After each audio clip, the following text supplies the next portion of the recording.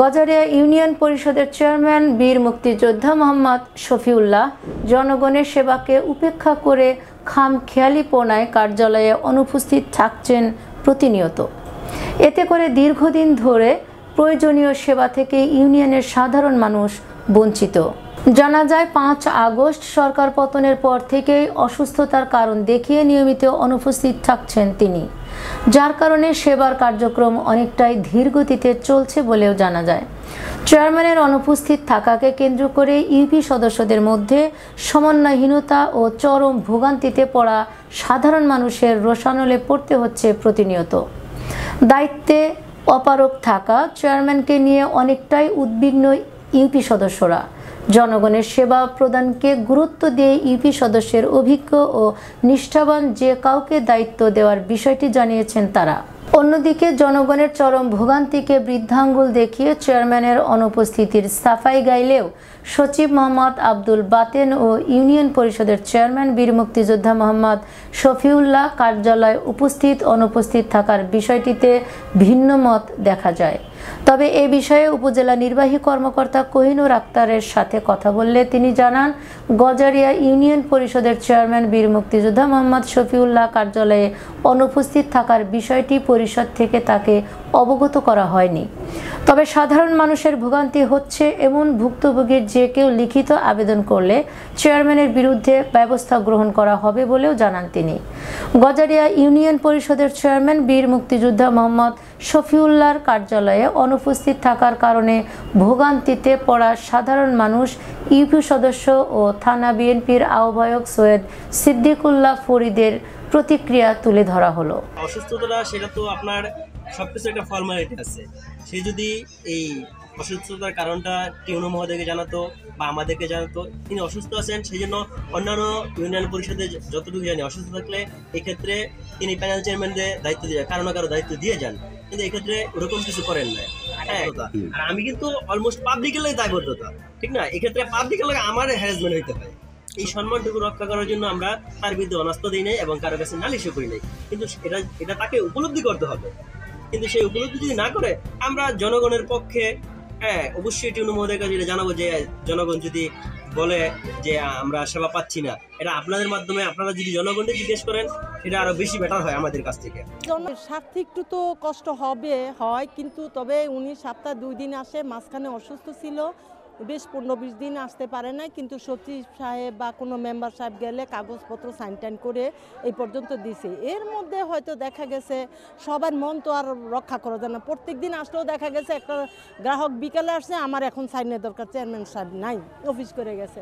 হয়তো ওই পরিপ্রেক্ষিতে মানুষ হয়তো কিছু বলতে পারে না, কারণ আজকে আমার দরকার, আজকেই যদি আমি চেয়ারম্যান সাহেব না থাকে অফিস খোলার দিন, তাহলে তো স্বাভাবিক কষ্ট হবেই। মানে একটা ইউনিয়ন পরিষদের যে চেয়ারম্যান উনি তো আছে একটা ইউনিয়ন হিসাবে দায়িত্ব, তার বিরাট অনেক দায়িত্ব। সে যদি পাবলিক বঞ্চিত হয়ে যায় তাইলে আর পাবলিক কোথায় যাবে, কার কাছে? মেম্বাররা যদি থাকবে, মেম্বাররা তো তারা আসেই, তারা তো উপস্থিত থাকেই। আমরা চাই এখন যে কোনো একটা মেম্বারের উপর দায়িত্ব দেখ, দায়িত্ব দিয়ে আমরা জনগণের সেবাটা পাই। যেন যোগ্য চেয়ারম্যান মেম্বার আছে, একজন মেম্বার এটা দায়িত্ব দিয়ে দিই। দেখা যাইতেছে তারা ঠিক মতন অফিসে আসে না, সে মাসে 2-1 দিন আসে। তো আমরা দেখা যায় একটা চেয়ারম্যানের সার্টিফিকেট হঠাৎ করে লাগিয়ে গেল, তাই সার্টিফিকেটে তার সই নেই, তাই সার্টিফিকেট আমরা কীভাবে চাকরি ক্ষেত্রে শো করবো? কিছুদিন আগে পুলিশে মাপ গেল, তো আমার বাতিজে মাপ দিতে যাবো, তখন দেখলাম যে উনি নাই।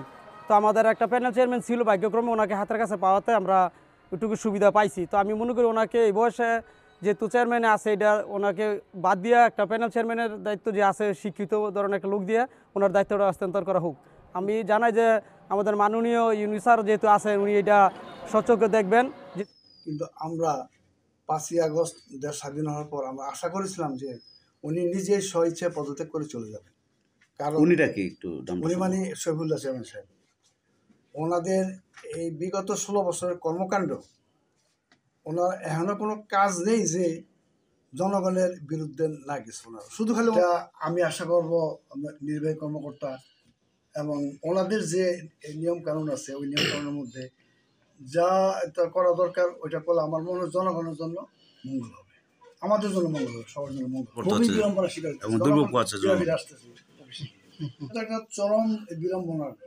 ধরেন আমার আজকে টাকার দরকার, জমি বিক্রি করি আমি কখন, আমার যখন অসুবিধা বিপদ তখন তো আমি জমি প্রয়োজনে, এখন তার জন্য যদি আমি জমি বিক্রি করতে না পারি, এই চেয়ে তো বড় দুঃখ আর তো কিছু নাই।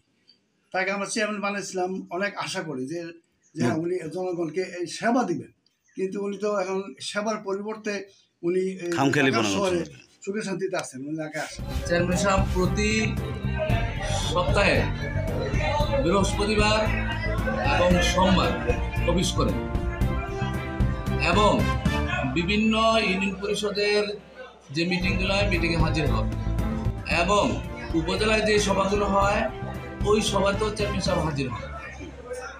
তিনি অসুস্থ, এটা সত্য, অসুস্থ বিধায় সে সপ্তাহে 2 দিন অফিস করেন।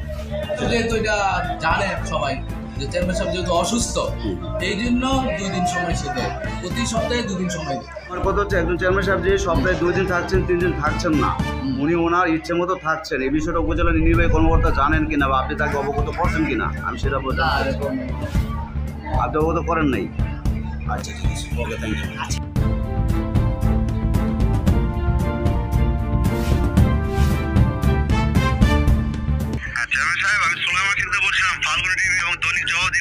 সাংবাদিক আমার সাথে আরো 3 জন সহকর্মী আছে। আপনি কোথায় আছেন একটু জানাবেন, বলবেন একটু? আপনার সাথে কথা ছিল আর কি। না আমি জানি না আপনি কোথায় আছেন। আমি আছি আপনার ইউনিয়ন পরিষদ কার্যালয়ে আছি। ইউনিয়ন পরিষদ কার্যালয়ে থাকলে আমি বাসায় আছি। এবার আমরা কি বাসায় আসবো? আপনি যদি বলেন, কিছু কথা ছিল আপনার সাথে। আমরা 4 জন আসলাম। কথা ছিল বলতে আপনিও উপস্থিত থাকছেন না। এখন কথা হচ্ছে যে আপনি উপস্থিত থাকেন না, এই বিষয়টা কি উপজেলা নির্বাহী কর্মকর্তা জানেন এবং ওনাকে কোনো লিখিত ভাবে আপনি জানিয়েছেন? ইউনিয়ন যে চেয়ারম্যান সাহেব শফিউল্লাহ সাহেব, উনি আসলে আসছেন না এবং নিয়মিত ওরকম সেবা প্রদান করছেন না। এই বিষয়টা কি আপনি অবগত আছেন? এই সেবার যে কার্যক্রম সেটা জনসাধারণের ব্যাঘাত করছেন এবং কথা হচ্ছে আপনাকে এই বিষয়টাকে উনি লিখিত বা মৌখিক জানিয়েছেন কিনা বা আপনি এই বিষয়টা কোনো করছেন কিনা?